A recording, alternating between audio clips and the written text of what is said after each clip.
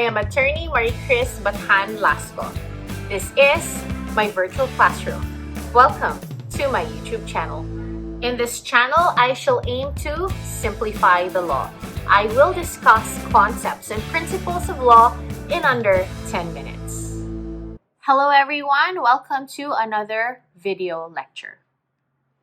Now let's talk about delay or mora. Let's look at Article 1169. It says there, those obliged to deliver or to do something incur in delay from the time the obligee judicially or extrajudicially demands from them the fulfillment of their obligation. Now, by that statement itself, it tells you that delay will come in only when there is judicial or extrajudicial demand. It will also tell you that there may be ordinary delay or legal delay. When you say ordinary delay, that means that there's already a lapse of the agreed time, but there is no legal delay yet. That would entitle the obligee to claim damages. But when we're already talking about legal delay, where the obligee can now ask for damages, there must be judicial or extrajudicial demand. Now, I will put a link on my video, a separate video discussion, actually on the difference between legal delay and ordinary delay and its effect on obligation. So there's a further explanation for that. But for this video, I will just be talking about 1169, the important concepts of 1169. So again, the general rule is if there is no demand, there is no delay. That's the general rule. However, there are exceptions. What are the exceptions? You also still find it in 1169. It says, when the obligation or the law expressly so declare, or when from the nature and the circumstances of the obligation it appears that the designation of the time when the thing is to be delivered or the service is to be rendered was a controlling motive for the establishment of the contract, or we also know this as when time is of the essence. So no need to make a demand.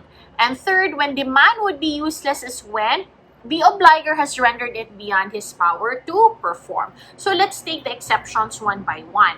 So first, when the obligation or the law expressly so declares. An example of that is when the parties agree that there is no need for a demand to incur legal delay. It's already put in the contract that the parties need not make a judicial or extrajudicial demand. An example when you incur delay even if there's no demand are your taxes. The tax code tells you already the date when you should pay the taxes. And for you to be liable for legal delay, meaning you'll be paying penalties or interest, the BIR need not make a demand upon you because the law or your tax code expressly so declares. Second, when time is of the essence. So, for example, this is a very common example. You order a wedding cake, you already give the date to the supplier. The supplier cannot say that he is not in delay if he fails to deliver on that date. He cannot say that, no, I'm not in delay because you did not call me up to remind me, you did not make a demand upon me. No, because time is of the essence. And third, when demand would be useless, as when the obliger has rendered it beyond his power to perform. Supposing the obligation was to deliver a specific car. A promised to deliver a specific car to B on October 20, 2021. Now, prior to October 2021, A, the one who promised to deliver, intentionally destroyed his car prior to the arrival of the period agreed upon. Is a demand still needed to consider the obliger or A in this case to have incurred legal delay, on October 2021 because obviously he can no longer deliver? The answer is no. A demand would be useless already because the obliger, A, in this case, has already rendered it beyond his power to perform. He has already destroyed it intentionally. So how would he be able to still deliver the car anyway? So demand would be useless. So these are the three exceptions of the general rule that if there is no demand, then there is no legal delay. Now, when do you determine delay in reciprocal obligations? Reciprocal meaning both parties have an obligation to a contract, like a contract of sale.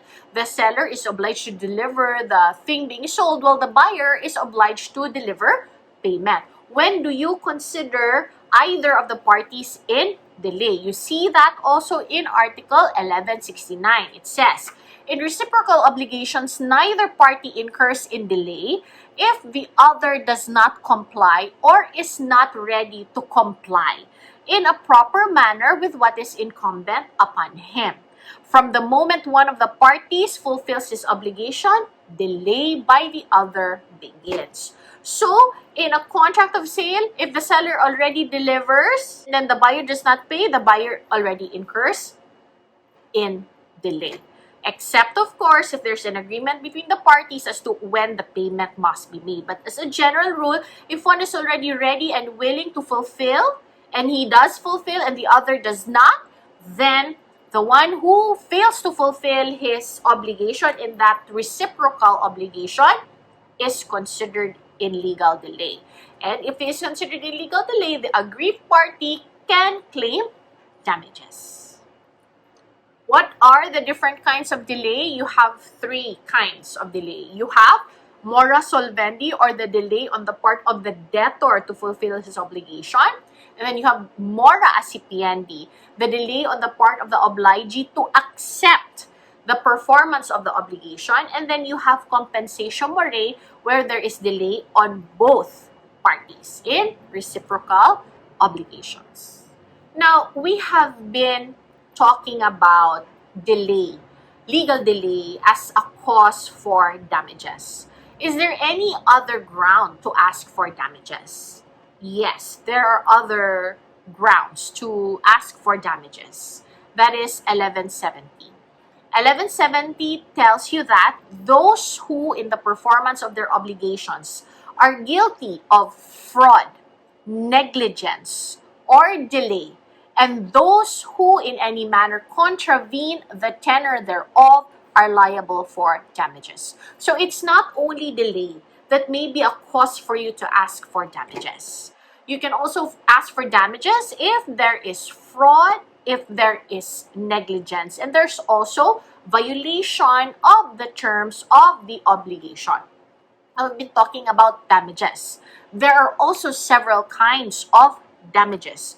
What are these? You have moral damages, you have exemplary damages, you have nominal damages, you have temporary damages, you have actual, and you have liquidated damages. So what are moral damages? You can ask for moral damages if you can prove that you have suffered anxiety, sleepless nights, besmirched reputation. This must be proved, not merely alleged.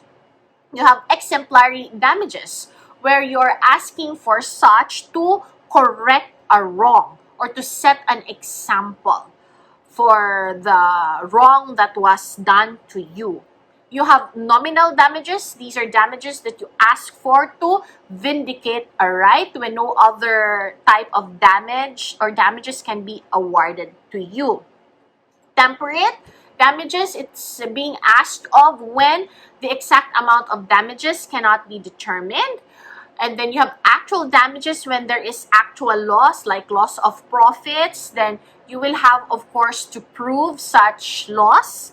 And then you have liquidated damages. When you say liquidated, that means in your contract, you have already a predetermined amount, an amount that must be paid in case of breach of the agreement. So that's it for today's video lecture. See you again next time. So if you find this video helpful, please click like, subscribe, and that notification bell so that you will be notified of new video uploads. Thank you for watching. See you next time in MBL Classroom.